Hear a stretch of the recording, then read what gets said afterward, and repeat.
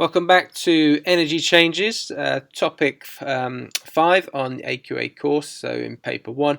This is lesson 2, where we'll be looking at energy profile diagrams. So those of you on the AQA course, here's what the specification says you should know. So pause the video now if you want to read through that in more detail. Right, so at school now, what we'd do quickly is just discuss with the person next to us what we learned last lesson. Okay, so whilst that's going on, if you're learning at home, you can either recall this to a family member, what you learned from last lesson, or you could quickly write down everything you can remember about the lesson onto a piece of paper. And just give yourself a couple of minutes to do that. Alright, so you should be able to remember this slide from last lesson. So there were two reactions we looked at, two types of reactions, exothermic and endothermic. Now if you remember, exothermic reactions, the energy is transferred from the system, so the system was the reactants and products, to the surroundings. So because of that, that means that our products have less energy than our reactants, and the temperature of the surroundings will increase, and some examples are listed there: combustion, neutralization, respiration. With our endothermic reaction, it's the opposite. So energy is transferred from the surroundings to the system. So remember, the system is the reactants and products. The surroundings could be a solution, it could be the air, it could be a beaker, it could be a conical flask. Okay, so this time the products have more energy than the reactants because they've taken it from the surroundings into the system. So the temperature of the surroundings will drop, and examples are thermal decomposition, photosynthesis, and an instant ice pack. All right, so these diagrams you saw last lesson again, just to summarize what we've got here. Now today we'll be using this delta H is negative and delta H is positive. We'll be using that more today. Okay, so remember, delta H is essentially the change in energy. Okay, so that wherever you see the triangle there, that just means the change in. Okay, and then our H is representing our energy. So the change in energy is negative for exothermic, the change in energy is positive for endothermic. So with this in mind, what I want us to try and do now is to draw a graph, okay, energy time graph, so energy on your y-axis and then time on your x-axis. And we're trying to represent what would happen to energy during both of these reactions. So if you just draw your axes out to start with. Right, this is just to help you to try and picture what's going on in both of these reactions again. So the graphics just show a loss or gain in energy for each reaction. And we're going to try and lay this out onto our axes that we've drawn, hopefully, to represent what happens to the energy change in these reactions. So for our exothermic reaction, you can see that the system, so the reactants and products before the reaction, the line's quite high. Then after the reaction, our energy line is right down the bottom. Okay, so it's gone down. Okay, we don't have time on this graph. This is just like an instant demonstration, but we would have time. So what you'd actually be expecting is for that the products line, okay, the after the reaction, would be a bit further along on the x-axis. So there's a bit of a clue there. Right, with our endothermic reaction on the right here, the system before the reaction, so our reactants and products before the reaction have a relatively low level of energy. They're down the bottom there. And then after the reaction, the amount of energy in the system is quite high. Okay, but again, this has happened in an instant. All right, we would have a time on our x-axis, so we would be these lines would be separated slightly.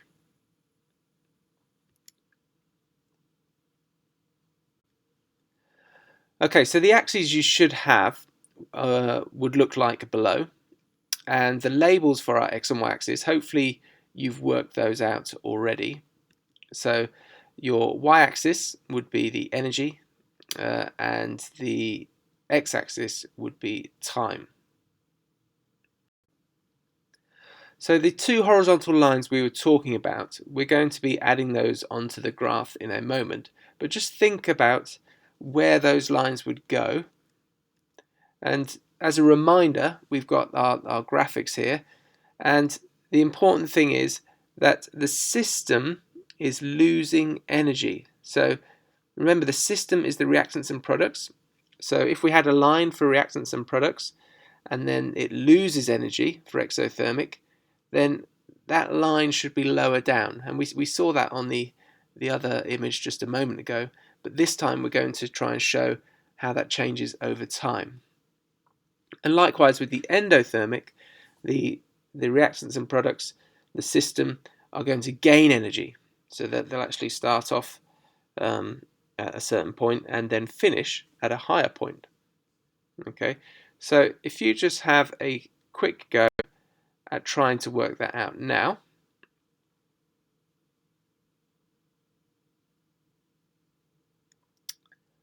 Alright, so if our exothermic reaction, we have our reactants up here, then the products, okay, because our system is going to lose energy, delta H is going to be negative, it's going to go down, okay, the products would be there.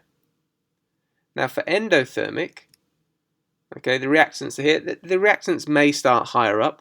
Okay, I've just done them lower down to make it easier to fit onto the screen, but the reactants could be at any point. But our endothermic reaction says that delta H is positive, that the system will take in energy from the surroundings. So therefore, if our energy change is positive, it's going to go up. So the products will be at a higher level. Now then, will there just be a line that joins up the reactants and products in each of these cases? Have a think about that now. Alright, what we've got here, same diagram. I'm using a different graphic now just because it's similar to some graphics we'll use coming forward, so just to keep some continuity there.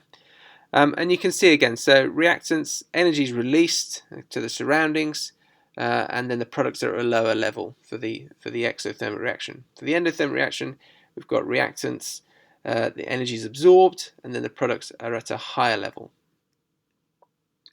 But if you remember, right at the start and last lesson, we talked about how we need energy to break bonds in a reaction. Okay, so energy needs to be put in to these systems initially in order to break the bonds in the reactants. So that line on our graph, we're not going to have a straight line that just goes from reactants to products and from reactants to products on the endothermic. Okay, we need to put energy in. We need to put enough energy in initially to break the bonds. All right, so there's going to be a slightly different looking graph than what you might expect. Okay, so here we go. This hopefully demonstrates what I was talking about. So on the left there, exothermic reaction, this is how we would draw an energy profile diagram. So if you ever got asked this in an exam question, this is what they're expecting. So on the left there, exothermic. Reactants, we've got that line to show where our reactants are. And then on the right, the products at a lower level. Okay, so we've lost energy. Okay, the energy change is negative, delta H is negative. And you can see that in order to break the bonds, our line has had to go up, okay, in a curve and then come back down. All right, and you can see that that line is labelled as activation energy. So the activation energy is the energy needed for the reaction to happen. All right, and we'll learn more about activation energy when we look at rates of reaction. On the endothermic one, again, we've got the same thing. So the reactants, the line is on the left there, and the product line is on the right. And the products are higher than the reactants, so you've got an overall positive energy change. Delta H is positive. But again, you can see that curved line going up, going all the way up, the energy we have to put in to break all of those bonds first, and then it comes back down. Okay, and the activation energy here is actually much higher than the exothermic. So what is activation energy? Okay, so reactions between particles can only happen if they collide with enough energy. So based on that statement and the graphs that you've just seen, can you think of a definition for activation energy? Right, it's the minimum amount of energy needed for particles to react. You must say minimum. All right, in an exam question, if you don't say minimum, you won't get the marks. So it's really important that you say the minimum amount of energy needed for particles to react. So within our reactants and products, where is that energy stored? Okay, so from the energy profile diagrams, we can see that the reactants have a certain amount of energy and the products have a certain amount of energy. Right, but what is it? What is it in the reactants and products that contains the energy?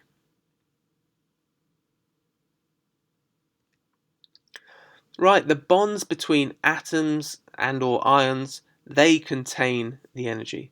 So different bonds between different atoms or ions, they will have different amounts of energy. And the energy is measured in kilojoules per mole.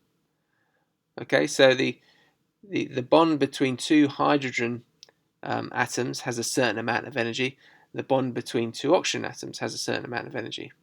And depending what bonds you need to break is going to influence what your activation energy is going to be.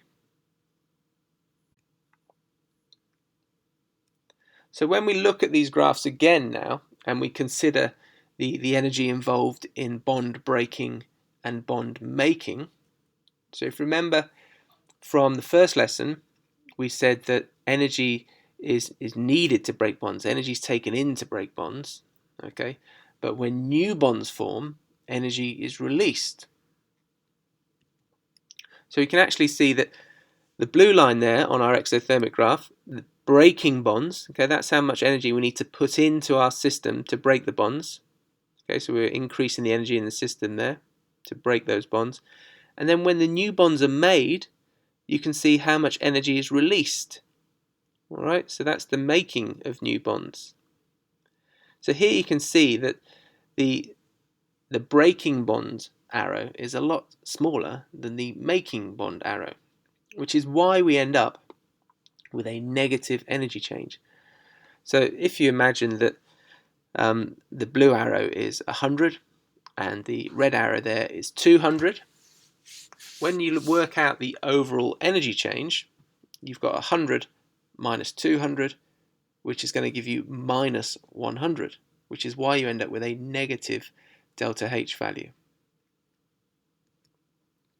Looking at the endothermic graph, you can see that this time the energy taken in to break those bonds, right, is a lot more than the energy released when the new bonds form. So this time we've got 200 on the left and 100 on the right. So 200 minus 100 gives us a positive value of 100 for our delta H. And that's why endothermic reactions have a positive delta H value. So when we're trying to work this out in terms of the overall energy change for a reaction, you can see at the top of the slide now, the energy change equals the energy for breaking reactants, okay, so those blue arrows, minus the energy released when we're forming the products, when we're making those bonds, okay, which is the red arrows. All right, and you can see, hopefully you can appreciate now why it is that an exothermic reaction has a negative overall energy change, whereas an endothermic reaction has a positive overall energy change. So there we are, delta H is negative and delta H is positive for endothermic. So we've been looking at how the energy changes throughout these two reactions, but how can we actually work out how much energy is in the reactants and products? What about those bonds between those atoms? How can we work out how much energy we've got there? Well, next lesson we'll be looking at the energy values of these bonds and working out how to calculate the energy change for a reaction. So hopefully you'll join me next time.